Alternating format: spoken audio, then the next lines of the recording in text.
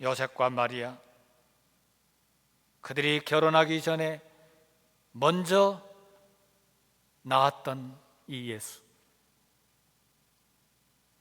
어떤 면에서 스캔들을 일으키고 결혼 전에 낳았던 이 예수, 그런 편견들이 있었을 거예요. 잘 알고 있다고 하는 사실이 그들에게 결정적으로 편견이 됐던 것은 성령으로 잉태된 사실을 알지 못한 사실입니다.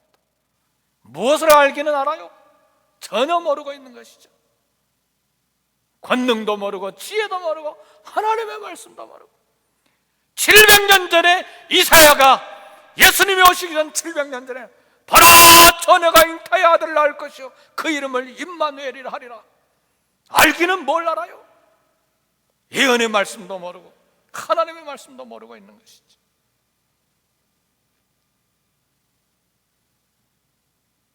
그리고 동네 사람들 가운데 회자되는 스캔들 이야기나 아는 것이지 뭘 알기나 합니다.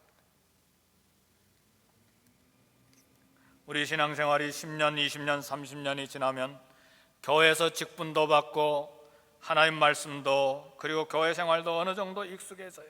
그래서 내가 성경도 알고 하나님도 알고 교회도 안다고 생각을 해요. 그건 안다고 생각하지만 실제로 내 영적인 진단을 해보면 감동이 없어요. 예수님에 대한 고백이 없어요.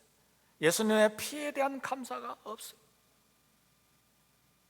성경 공부합시다. 그거 다 해본 거야. 그거 뻔하잖아. 거기 뭐 다 그런 거지 뭐.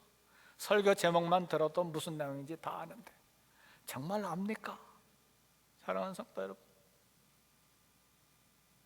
정말 아시냐고요? 서울에 내수동교회 박이천 목사님이라고 유명한 목사님이 계십니다.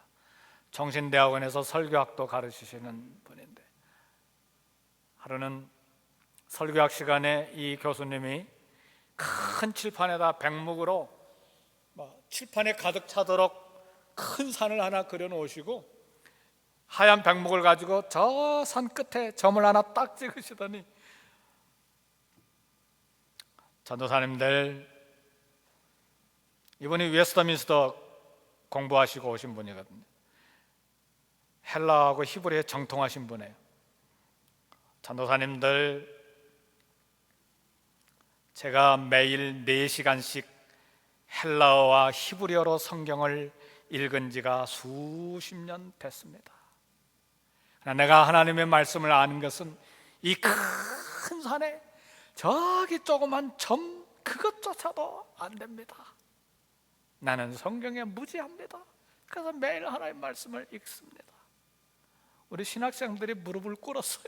그냥 그분 하나님 말씀 토시 하나까지도 헬라 히브리어를 읽으니까 정확하게 짚어내시는 분인데, 그렇게 말씀하시니 이 신학생들이 얼마나 교만한 줄 압니까? 뭐 조금 배워가지고 막 교수 막 냅다 공격하니까요.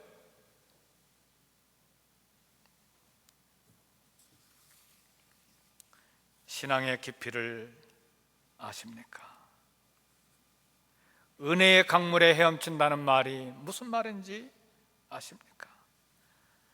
말씀의 깊이를 아십니까? 복 있는 사람은 여호와의 율법을 즐거워하여 그 율법을 주야로 묵상하는 자로다.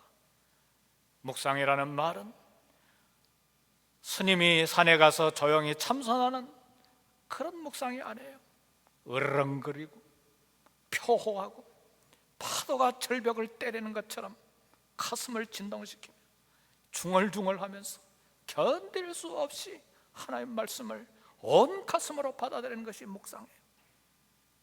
말씀의 깊이를 아시느냐 그 말이죠. 그래서 밤낮으로 그 말씀이 즐거워서 묵상하는 사람의 그 영적인 깊이를 알 수가 있느냐 그 말이죠. 하나님의 임재를 아십니까? 하나님의 임재가 너무 두렵고 감사하고 감격이 돼서 눈물을 흘리고 밤이 새도록 하나님 앞에서 무릎 꿇고 기도하는 그 임재가 너무도 사모해서 산으로, 그리고 교회 바닥에 엎드려서 그 임재를 아시느냐 그 말이죠. 하나님의 영광과 하나님의 능력을 모르면 그 사람은 안다고 하는 편견에 주저앉아 있는 사람이라는 말이죠. 그래서 호세아 선지자는 말했어요. 이 이스라엘 백성이 먹을 양식이 없어서 기근이 아니고 마실 물이 없어서 기갈이 아니라 여호와를 아는 지식이 없어서 이 백성이 망하는도다. 우리가 여호와를 알자, 힘써 여호와를 알자고 외쳤어요.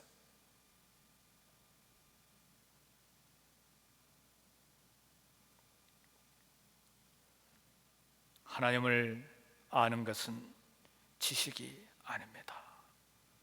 하나님을 아는 것은 우리 컴퓨터만 그냥 클릭하면 성경에 대한 어마어마한 정보들이 쏟아져 있는데 그런 정보들을 채우는 것이 하나님을 아는 지식이 아닙니다. 귀신들도 하나님을 아는 정확한 교리적인 지식들이 있어요. 아, 하나님이 한 분인 줄 아느냐? 귀신들도 믿고 떠느니라. 귀신도 정확한 교리, 정확한 정보 지식을 가지고 있어요.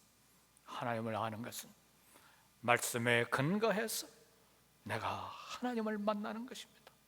거기서 하나님을 아는 지식이 생기는 것입니다. 마지막으로 나사렛 동네 사람들의 비극은 예수님을 믿지 않았습니다. 5절 6절 말씀을 보니까 거기서는 아무 권능도 행하실 수 없어 다만 소수의 병자에게 안수하여 고치실 뿐이었고 그들이 믿지 않음을 이상히 여기셨다. 믿지 않음을 이상히 여기셨다. 예수님을 믿지 않았어요. 그 믿지 않는 걸 예수님이 이상하게 생각하셨어요.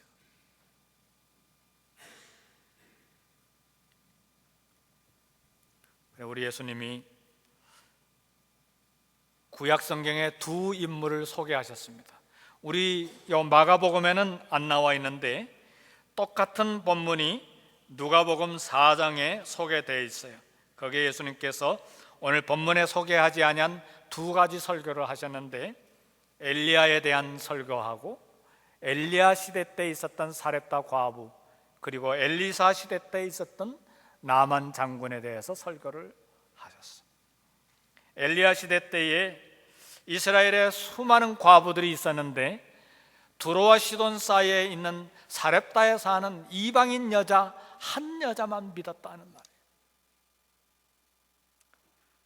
엘리야 선지자가 말하는 하나님의 말씀을 믿고 자기와 자기가 자기 아들이 먹고 죽기를 원했던 마지막 떡을 선지자에게 드렸어요. 순전한 믿음이었어요. 그 믿음을 하나님께서 보시고 그 가정에 놀라운 은혜를 베풀어 주셨어요. 엘리사 시대 때 이스라엘에 수많은 문둥병자들이 있었는데 수리아에 살았던 이방인 장군 군인 한 사람 처음에는 믿지 않냐고 긴가민가 하다가 그러나 결국은 믿고 여단강에서 자기 몸을 잠갔을 때 이 문둥병이 나음을 입었어. 이런 이방인, 이 두 이방인이 믿었을 때에 하나님의 은혜가 임했다. 그러나 오늘 나사렛 너희 동네 이 사람들은 너희가 믿지 않기 때문에 이 은혜를 받을 수가 없다. 그래서 권능을 행하실 수가 없었다는 말이에요. 자기들을 책망하는 소리인 줄 알고 회당에서 이 이야기를 들었던 나사렛 동네 사람들이 예수님을 끌고 이 나사렛 동네 끝에 절벽을 만들어 놨는데 절벽 끝까지 데리고 가가지고 아예 밀쳐서 죽여버리려고 했어. 이것이 나사렛 동네 사람들의 영적인 상태였어. 이 얼마나 비극입니까? 불과 20마일 떨어져 있는 가버나움에는 영적인 대붕이 일어나는데 이 나사렛 땅은 어떻게 이렇게 차갑고 굳은 땅이 되어버렸냐 말이죠.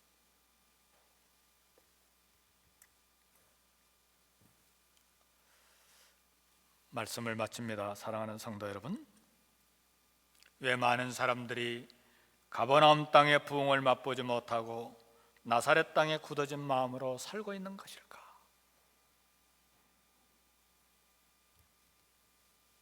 예수님께서 비록 하나님의 아들이요 하늘에서 내려오신 하나님이시지만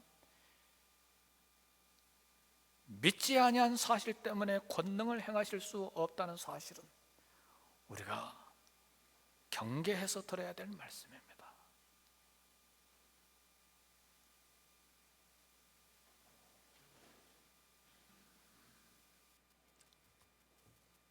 그러나 감사하게도 우리 하나님은 자비하셔서 오늘 우리에게 개인적으로, 교회적으로, 우리 사회적으로 부흥을 주시기를 원하십니다.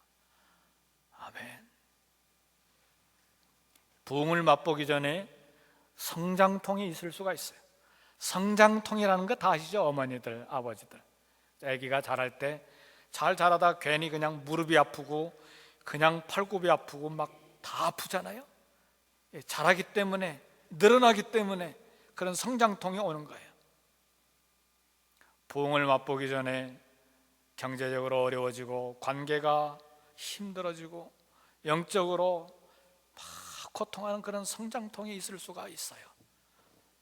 이때에 더욱 주님께 가까이 앞으로 다가오 영적인 준비를 하면 하나님께서 일으켜주시는 영적인 부흥의 파도를 우리는 반드시 탈 수 있습니다.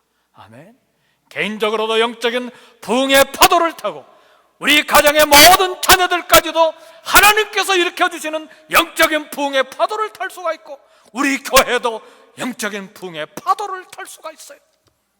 그래서 이 고난의 때, 이 성장통이 있을 때에 주저앉지 마시고 더욱 기도해야 돼요. 더욱 교회를 찾아야 되고 더욱 새벽을 찾아야 되고 더욱 무릎을 꿇어야 되고 더욱 하나님의 말씀을 가까이 해야 돼요. 이 기회를 놓치면 안 돼요. 우리 교회 하나님이 부흥의 파도를 반드시 주실 걸 믿습니다.